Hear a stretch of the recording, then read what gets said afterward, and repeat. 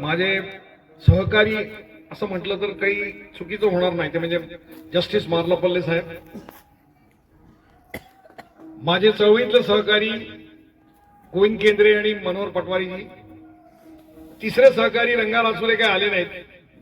मी अपेक्षा करतो की ते लवकरच आमदार म्हणून मला भेटतील अशी माझी अपेक्षा आहे, कारण ते एक आमदार राहून गेले.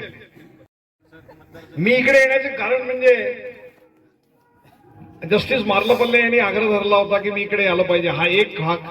आणि दुसरं म्हणजे 1972च्या चळवळीमध्ये उदगीरला डोळेसर असताना मी येऊन गेलो होतो, तेव्हा गुडसूरला येऊन गुडसूरचं नाव बरंच ऐकलं होतं, पण गुडसूरला मला काही येणं जमलं नव्हतं.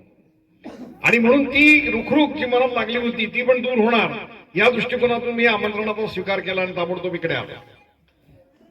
विठ्ठलरावांच्या बद्दल बजरंग साहेबांकडनं मी ऐकलं होतं, देशपांडे अहमदपूरचे त्यांच्याकडनं ऐकलं होतं, आणि भगवानराव देशपांडे लातूरचे त्यांच्याकडनं मी ऐकलं होतं. त्यांचं जडणघडण अशा काळात झाली जेव्हा राजकारण आणि समाजकारण एकच होतं. खरं म्हणजे मनोहर पटवारी असतील, गोविंद केंद्रे असतील, ते आमदार जरी झाले तरी समाजकारणच करत होते, कारण समाजकारण आणि राजकारण हे एकच आहे समजण्याचा तो काळ होता. आता वेगळं झालेलं आहे. आता राजकारण म्हणजे स्वार्थाचं काम करण्यासाठी सोडलेला मार्ग असं त्याचं डेफिनेशन झालेलं आहे. त्यामुळे समाजकारण आणि राजकारण वेगवेगळं आहे असं अमिष्ट चिंतन करताना तुम्हीच सांगितलं मार्लापल्ल्यांच्या बाबतीत. त्यांची मनात तशी भावना आहे की मला माहिती नाही, परंतु 2000 सालानंतर आमचे बाबूराव पण असं म्हणाले की 2000 सालानंतर त्यांनी राजकारण सोडून दिलं आणि समाजकारण करायला लागले.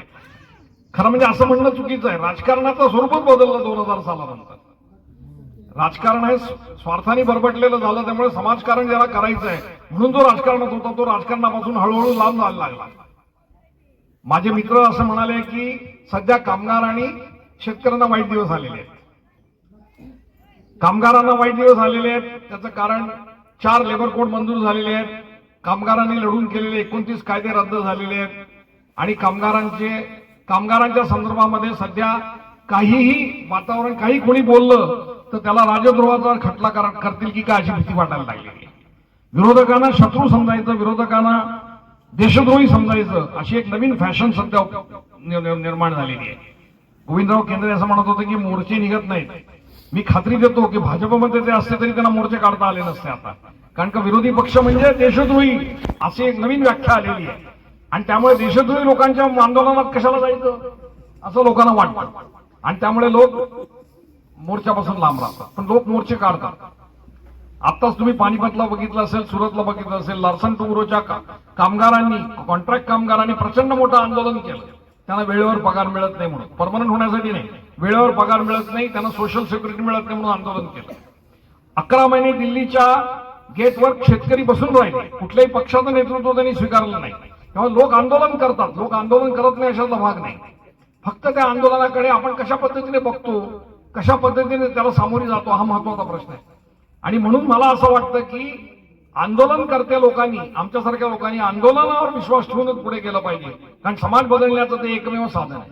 अंधश्रद्धा निर्मूलन समितीचं विठ्ठलराव काम करतात, हे फार महत्वाचं काम आहे. डॉक्टर दाभोळकरांचा खून झाला, महाराष्ट्रातलं कुशल नेतृत्व त्या खुनाचा अजून शोध घेऊ शकलेलं नाही. कॉम्रेड पानसरेंचा खून झाला, तेही अंधश्रद्धा निर्मूलन समितीचं काम करायचं, त्यांचाही खुनाचा शोध अजून लागलेला नाही. आणि तरी आपण म्हणतोय एफिशियंट सरकार आहे. कसलं एफिशियंट हे आपण आता बघितलेलं आहे. अनेक गोष्टींचा खुलासा गुन्हेगारांना न पकडणं किंवा गुन्हेगारांना पकडण्यासाठी प्रयत्न न करणं हे सध्या चाललेलं सरसकट काम आहे.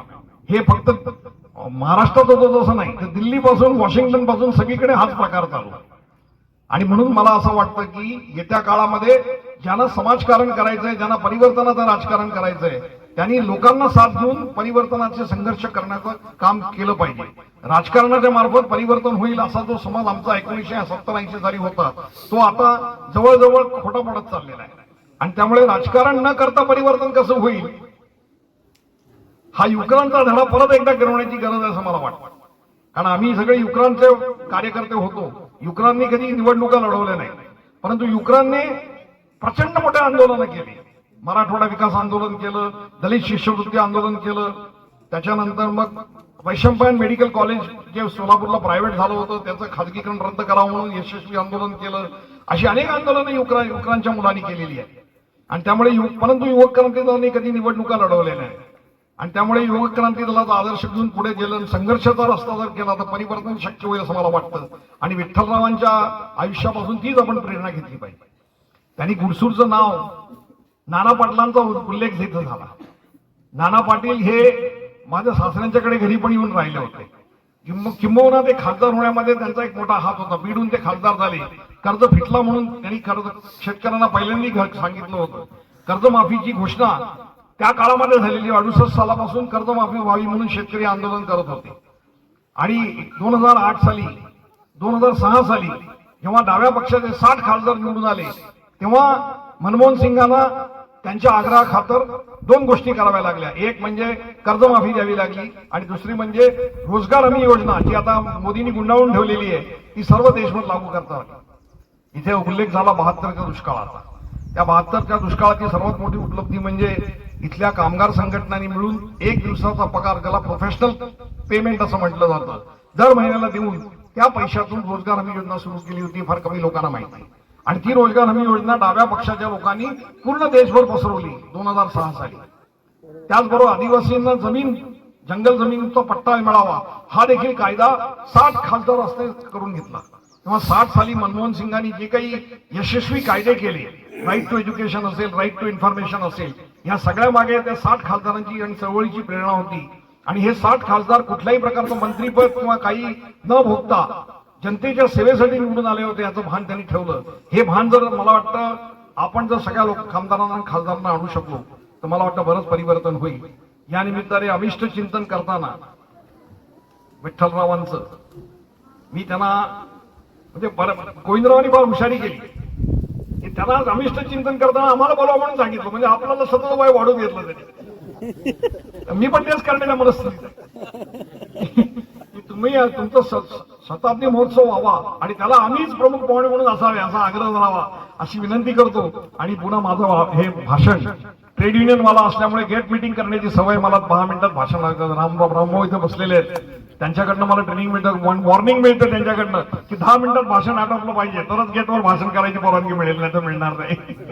आणि म्हणून मी पटकन भाषण आटोपतो आणि पुन्हा एकदा हात केले काय अमिष्ट चिंतन करतो आणि शताब्दी लवकरात लवकर तुमची शताब्दी साजरी हो अशी विनंती करतो. आणि तुमची प्रकृती चांगली राहो. 91 वर्ष देखील असताना ते खडकपणे उभे आहेत.